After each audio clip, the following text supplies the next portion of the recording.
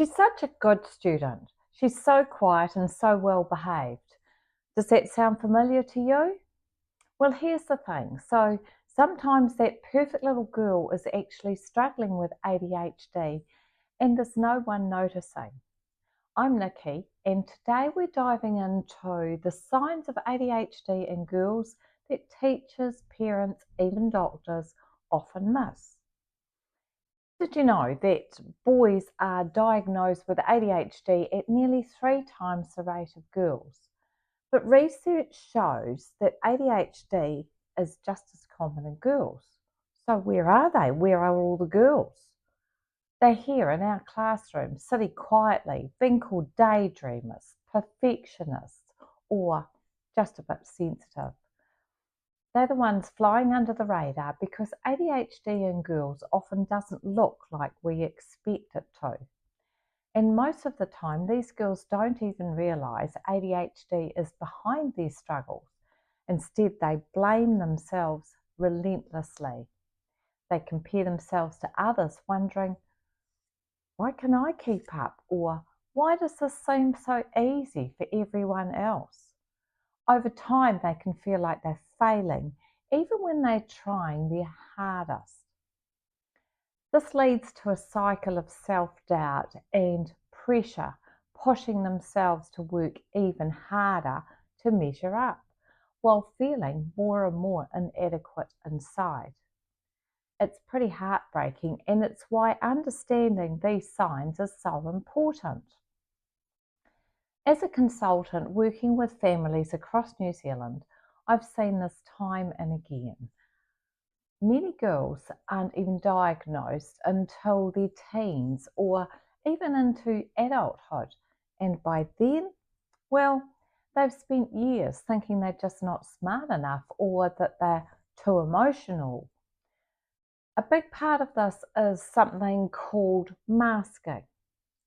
Girls with ADHD often work incredibly hard to hide their struggles. They want to fit in with their peers, so they overcompensate. They become perfectionists. They spend hours on their homework. They stress constantly about what others think. At school, they seem calm, but at home, they melt down. It's pretty exhausting for them, and the hardest part is that they often have no idea why they feel this way. Then, to make things more confusing, many teachers, professionals, and even parents chalk it up to just hormones, especially if the girl is in their teens. But this isn't just a teenage mood swings, it's something deeper, and it's being missed all the time. Right here in New Zealand, many girls are referred for anxiety or depression in their teens are later to have found undiagnosed ADHD. It's been missed for years. So if we take a moment, let's just break down the different types of ADHD because girls can show up in all three. Firstly, there's the inattentive type, which is the most common in girls. Constant daydream, losing things a lot, struggling to stay organised, difficulty following multi-step instructions, starting things but never really finishing them. Then there's the hyperactive, impulsive type. This is a little bit less common in girls, but still it's pretty easy to miss. Talking a mile a minute, interrupting often, fidgeting quietly like tapping feet or twirling hair, struggling to wait their turn, often being the class clown. And finally, there's the combined type, which is a mix of both of the above. This one can be really tough because the child is juggling so much internally. So why does this one go unnoticed? Partly because of what we expect from girls. Society tells them to be neat, quiet, organised, and emotionally steady. So when they don't hit those marks, people blame it on personality, not a learning difference.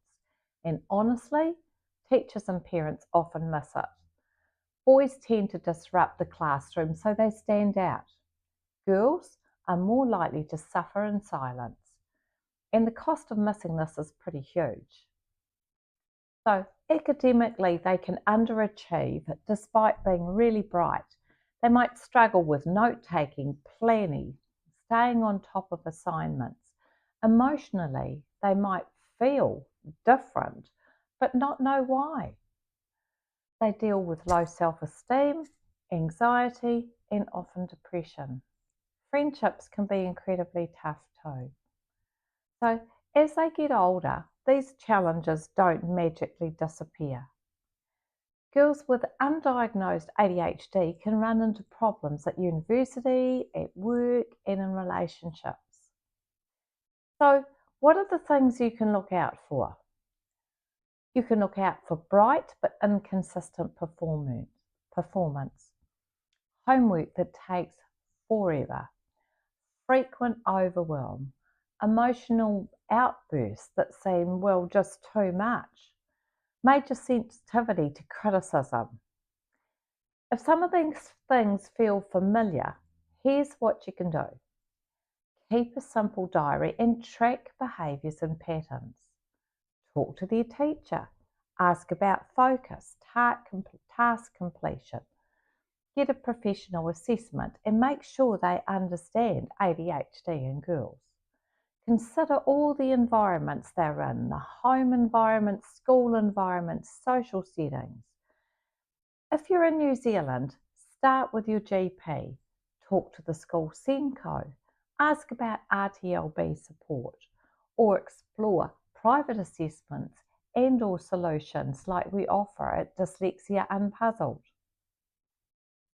If this video resonated with you today, please share it. There's so many girls out there that are struggling quietly, and awareness really is the first step to change.